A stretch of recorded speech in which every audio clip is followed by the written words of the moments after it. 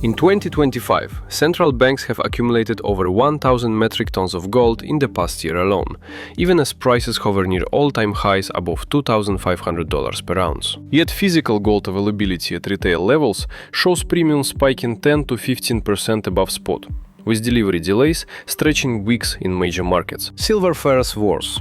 Industrial demand consumed 1.2 billion ounces last year, but mine output flatlined at 800 million, creating a structural deficit of 400 million ounces that no paper contract can fill. This isn't market efficiency, it's fracture. Governments refinance trillions in debt at rates they can't sustain without debasing currencies, while institutions quietly shift billions into physical metals. The system isn't bending, it's cracking where liquidity meets reality, and the process accelerates unchecked.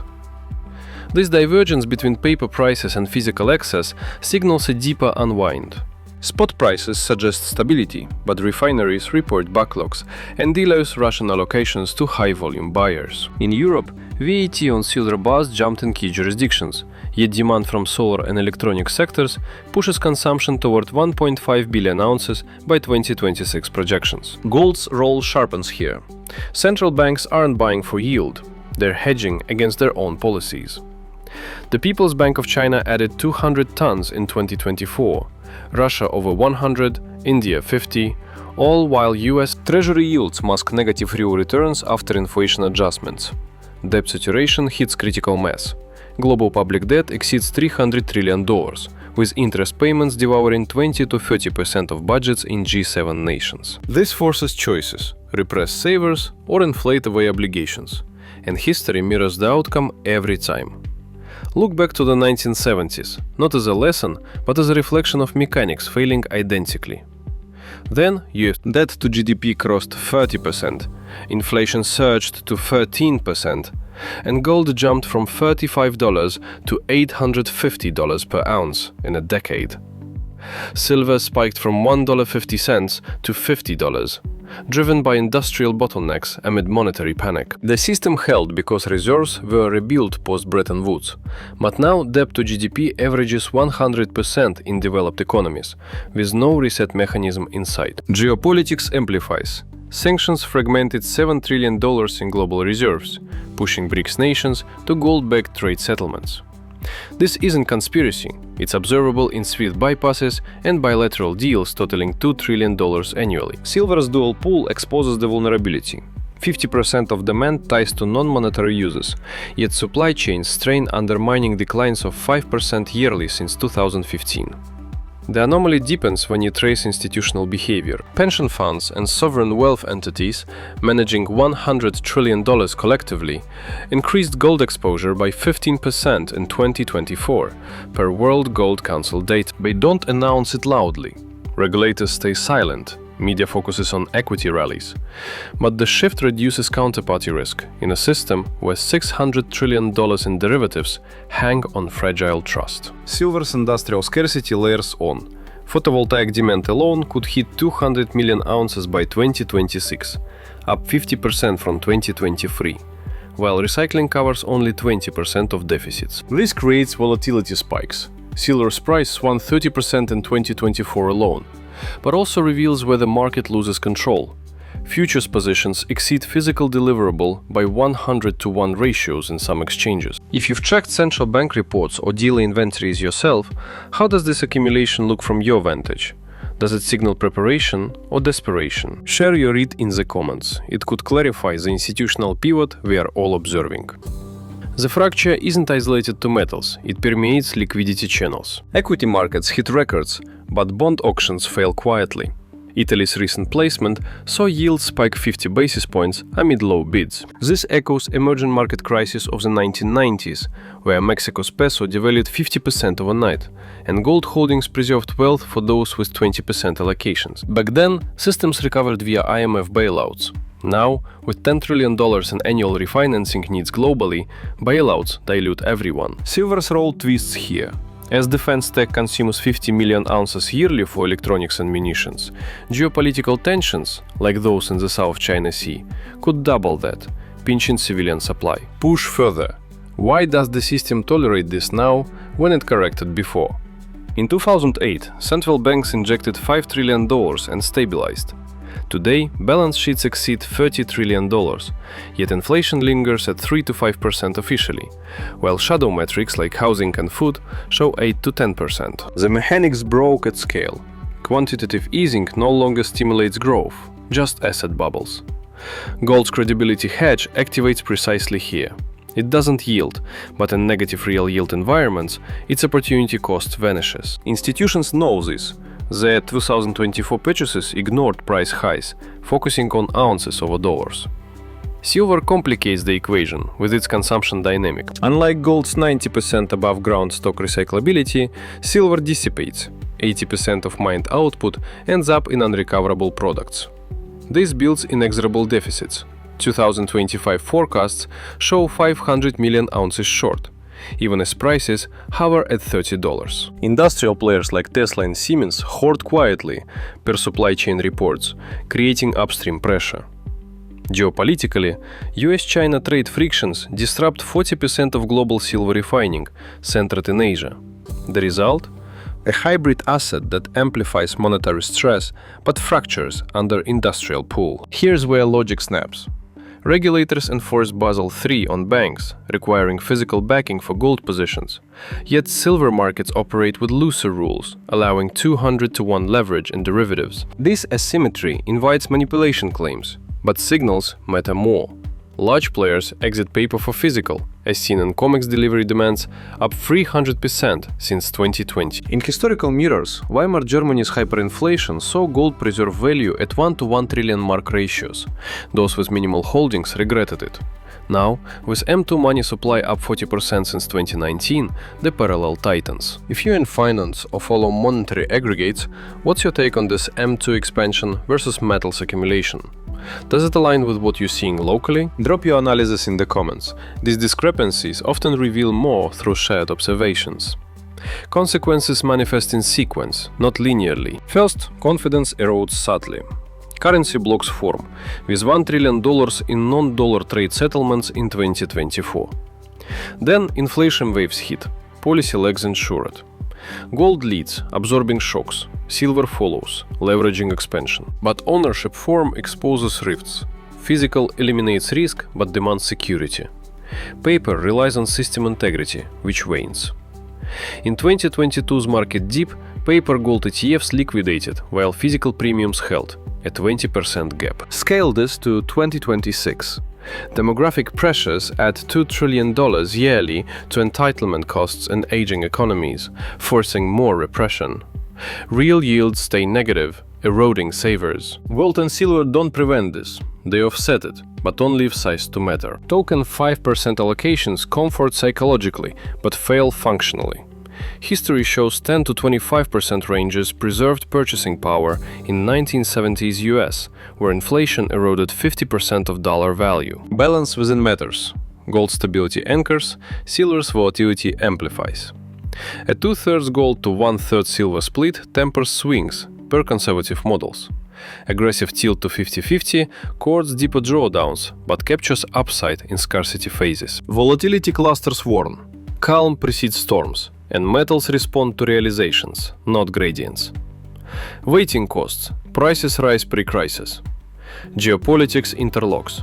Payment system fragmentation boosts neutral assets. Central banks' gold hoards reduce political risk. Individuals mirror at scale. But liquidity traps lurk. Metals aren't cash equivalent in stress, so they layer atop buffers, not replace them. Forced sales undo protection. If you've adjusted allocations amid recent geopolitical shifts, how has that balance between gold and silver played out in your portfolio? Stability or surprise volatility? Your experience could highlight patterns others miss. Share it in the comments. The unwind accelerates through debt cycles. Governments face $50 trillion in maturities by 2026. Interest bites 25% of revenues in places like Japan. Political pressure mounts. Elections favor growth over discipline. Central banks comply. This favors debtors, penalizes savers. Financial repression caps yields below inflation, diluting purchasing power. Historical fractures reflect. Post-World War II repression in Europe suppressed yields 3 to 5% below inflation for decades. Gold holders emerged intact. Now, with entitlements ballooning, repression intensifies. Silver's industrial tie adds leverage. Energy transitions demand 300 million ounces for renewables by 2026, clashing with monetary flows. Missteps compound. Anchoring to nominals ignores debasement. Gold at $2,500 buys less if M3 grows 10% yearly. Real outcomes matter. What an ounce purchases over time. In 2000, gold bought 1/3 the S&P now. Parity nears as indices inflate. Psychologically, holding tests conviction. Metals like bubbles shine in deflations. Abandoning mid-cycle forfeits value. Enough aligns with temperament, the amount holdable without doubt. Rebalancing disciplines. Trim over performance, add under. Systematic, emotion-free. For late starters, gradual beats paralysis. Partial trumps none. If you've rebalanced metals during recent market highs, what triggered your moves and how did it impact overall resilience? Share your strategy in the comments. These tactics often evolve through collective insight. Social extremes distort. Dismissal ignores signals. Obsession overrides balance. Metals tool, not totem, part of strategy. As 2026 nears, systems favor institutions. Savers adapt or erode. Enough offsets decline without liquidity sacrifice, arrived via self-assessment. Geopolitical realignments solidify. Currency blocks test reserves, gold neutralizes. Silver scarcity bites as defense and tech consume more amid tensions. Volatility's dual edge. Silver's 30 to 50% swings demand sizing caution. Gold steadies, but combined they balance. Common traps. Treating as trade, not position. Timing fails. Patience prevails. If silver's industrial versus monetary pool has shifted your view on allocations, what's the key factor in your interpretation? Write it in the comments. Diverging perspectives sharpen the analysis. The phase fixes. Uncertainty acknowledged, limits visible. Debt, policy, trust. Gold and silver hedge, not predict. Positioned thoughtfully, they minimize regret and fragmentation. Preparation windows narrow, calm precedes urgency. Sizing now averts scramble. If you've sized holdings relative to these building pressures, how do you gauge enough in your context, personal risk or broader signals? Your approach could resonate. Detail it in the comments. The process unfolds. Control slips where paper meets physical. Institutions hedge while systems strain. This isn't endpoint, it's transition, measured in ounces that matter when currencies don't. By December 2025, gold trades above $4,200 per ounce, while physical delivery on COMEX vaults exceeds 24 million ounces in recent months alone, pushing eligible stocks to multi-decade highs, yet failing to ease retail premiums that hold 8 to 12% above. Spot in major markets. Silver compounds the rupture. Prices near $64 per ounce mask a fifth consecutive structural deficit projected at 117 million ounces, with industrial consumption, led by photovoltaic demand, absorbing over 260 million ounces, outstripping mine supply. Flatlined near 820 million ounces. Central banks added over 634 tons through Q3, accelerating into Q4 despite record nominal highs. While global public debt surpasses $111 trillion, interest burdens consuming 25% of revenues in advanced economies. This isn't volatility, it's dislocation, where paper claims multiply against finite physical reality, and the unwind manifests in silence from regulators as institutions drain exchanges for tangible ounces. The breach widens precisely where systems once absorbed shocks. In prior cycles, like post-2008, central banks expanded balance sheets to $30 trillion and restored liquidity. Now those sheets stagnate, while real yields embed negative, eroding savers without stimulating growth. Gold's physical pool reflects this. COMEX deliveries shatter norms, with November 2025 notional volumes 5 times historical averages, transferring billions in metal as arbitrage gaps close brutally. Silver's fracture layers deeper. Solar installations added 380 gigawatts in H1 alone, each gigawatt devouring 12 tons. Yet mining output declines in key regions like Chile and Peru. Recycling covers barely 20% of gaps. Geopolitical fragmentation accelerates. Non-dollar settlements hit trillions annually. Sanctions freeze reserves, prompting emerging central banks, Poland alone 67 tons in H1, to hoard, irrespective of price. Trace the mechanics failing now that held before. The 1970s saw debt to GDP at 30 to 40%, inflation at 13%, gold rising 20-fold as Bretton Woods remnants dissolved. Recovery came via Volcker restraint and reserve rebuilds. Today, debt averages 95% globally, projected to 100% by decade's end, with no austerity lever. Entitlements and defense balloon $2 to $3 trillion yearly in aging blocks. Policy favors repression, yields capped below inflation, currencies diluted to service maturities exceeding $50 trillion by 2026. Institutions signal the pivot. World Gold Council data shows purchases insensitive to highs, reducing counterparty exposure in a $600 trillion derivative swap. Silver's hybrid strain exposes fragility. 19% of demand ties to solar, projected 40% by 2030 if deployments scale, clashing with dissipated above-ground stocks, where 80% vanishes into unrecoverable uses. If you've monitored COMEX vaults or dealer backlogs this year, how do these delivery surges align with what you're seeing on the ground? Sustained tightness or temporary arbitrage? Your observations could pinpoint where physical pressure concentrates. Note them in the comments. Consequences cascade in waves, not announcements. Confidence erodes first through fragmented payments. BRICS mechanisms bypass SWIFT for $2 trillion flows. Then, inflation embeds as lags prolong responses. Gold anchors during credibility hits, absorbing institutional flight. Silver amplifies later, leveraging monetary expansion against industrial bottlenecks. Ownership divides sharpen. Physical eliminates trust risk but demands vigilance, storage, assays, while paper hinges on system solvency, increasingly questioned as ETF inflows rebound yet holdings lag 2020 peaks by 20%. In 2022, DIPS paper liquidated, while physical premiums widened 20%. 2025 echoes louder. Amid $102 trillion developing world debt, half servicing external claims at 6.5% of exports. Scale intensifies the asymmetry. Global debt to GDP nears 95%, rising faster in 80% of economies. Interest devours budgets, forcing choices markets once buffered. Historical mirrors fracture here. Post-World War II repression held yields 3 to 5% negative for decades, metals preserving for holders with 15 to 20% allocations. Now demographics compound. Entitlements surge, growth stalls. Repression deepens without reset. Silver's scarcity leverages. EVs consume 50% more per unit. Defense electronics another 50 million ounces yearly amid tensions. Deficits accumulate 820 million ounces over 5 years, drawing down stocks invisibly until premiums spike. Balance fractures further in form and function. A layered approach, physical core atop buffers, selective paper for liquidity, once optional, now essential as volatility clusters precede realizations. Token exposures comfort but evaporate functionally. 10 to 25% ranges historically offset 50% purchasing power erosion in inflationary decades. Within, gold steadies credibility, silver options scarcity. 2/3 to 1/3 tilts temper swings.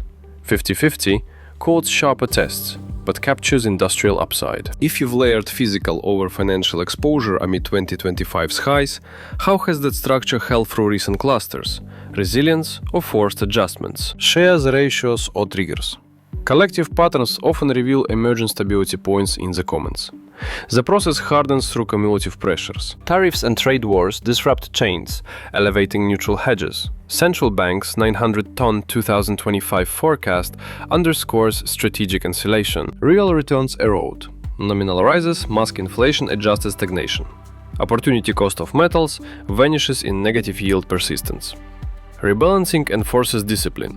Trim relative outperformance, add on lags. Systematic, stripping emotion. Late positioning gradual beats paralysis. Prudence over prediction. Geopolitics interweaves irreversibly. Reserve seizures accelerate diversification. Gold's neutrality prevails where currency is politicized. Silver's dual bind tightens. Renewables demand 273 million ounces by 2030 projections. Mining maturation caps response. Volatility's edge cuts both ways, demanding temperament-matched sizing. If industrial bottlenecks in solar or EVs have influenced your silver tilt this year, What's the dominant signal in your view? Scarcity premium or cycle risk? Your sector insights could clarify diverging pools. Detail them in the comments. Misalignments compound quietly. Nominal anchors ignore M2 surges 40% post-2019. Real outcomes, what ounces command, dominate. Psychological endurance tests longest. Metals idle in bubbles, activate in contractions. Conviction falters pre-value. Enough equates holdable doubt-free, offsetting repression without liquidity forfeiture. Social polarities distort. Extremes from denial to fixation obscure tools' role and broader resilience. System strength favor proximity to levers. Adapters mitigate via tangible opt-outs sized meaningfully. If you've gauged enough against these repressive signals rather than price targets, how do personal circumstances shape your threshold? Debt load, income ties, or horizon? Approaches vary widely. Outline yours in the comments to map practical ranges. Preparation narrows as calm precedes urgency. Windows contract. Intentionality now averts reaction later. The dislocation embeds. Physical drains paper hubs. Institutions hedge systemic limits. Debt ceilings, policy bounds, trust thresholds. Transition measures in ounces, securing when fiat strains. Phase fixed without resolution. Control yielding where reality asserts. By mid-December 2025, gold holds above $4,300 per ounce, while COMEX vaults register record inflows earlier in the year, over 25 million ounces delivered in Q1 alone. Yet retail premiums persist at 8 to 12% and physical queues lengthen in Asia and Europe. Silver pushes past $64 per ounce amid a fifth consecutive structural deficit exceeding 117 million ounces, with photovoltaic consumption alone absorbing 260 million ounces as global installations top 380 gigawatts in H1. Central banks accumulated over 634 tons through Q3, accelerating despite nominal records. While global public debt climbs past $111 trillion, interest devouring 25% of revenues in major economies. This isn't correction, it's rupture, where paper containment fails against physical withdrawal, and silence from policymakers masks the depth of the breach. The split intensifies where mechanisms once contained excess. Post-2008 expansions reached $30 trillion in central bank sheets and restored flows. Now those sheets freeze as real yields lock negative. Savers erode without growth ignition. Gold's drain from exchanges accelerates. Deliveries multiply historical norms, transferring billions as gaps narrow forcibly. Silver's bind compounds. Solar deployments surge, each gigawatt claiming 12 tons. Yet mining output stagnates in Peru and Mexico, recycling offsets barely 20%. Fragmentation drives hordes. Non-dollar trade exceeds trillions. Sanctions isolate reserves. Emerging banks, Poland, 67 tons in H1, accumulate regardless of peaks. If you followed COMEX data or refinery reports through 2025, how do these persistent outflows square with spot stability? Arbitrage exhaustion or systemic drain? Your frontline view could mark the tipping point. Lay it out in the comments. Waves propagate quietly. Trust fragments via alternative settlements, inflation entrenches post-lags. Gold studies credibility flights. Silver leverages later against industrial choke points. Forms diverge sharply. Physical nullifies counterparty but requires custody. Paper depends on solvency, now doubted as ETF holdings trail prior peaks. In prior dips, paper dumped while physical held premium. 2025 amplifies amid 102 trillion emerging debt burdens. Asymmetry scales. Debt to GDP nears 95%, accelerating in most nations. Demographics inflate entitlements, repression embeds without reversal. Mirrors break here. Post-war yields suppress decades below inflation. Meaningful holdings preserved. Silver amplifies. EVs demand 50% more per vehicle. Defense another 50 million ounces amid strains. Cumulative deficits approach 800 million ounces over 5 years, eroding stocks until premiums enforce reality. Layering, physical core over liquidity sleeves, shifts from preference to necessity as clusters precede shocks. Minimal exposures dissolve in function. 10 to 25% historically countered purchasing erosion. Gold anchors, silver options, conservative 2/3 to 1/3 balances.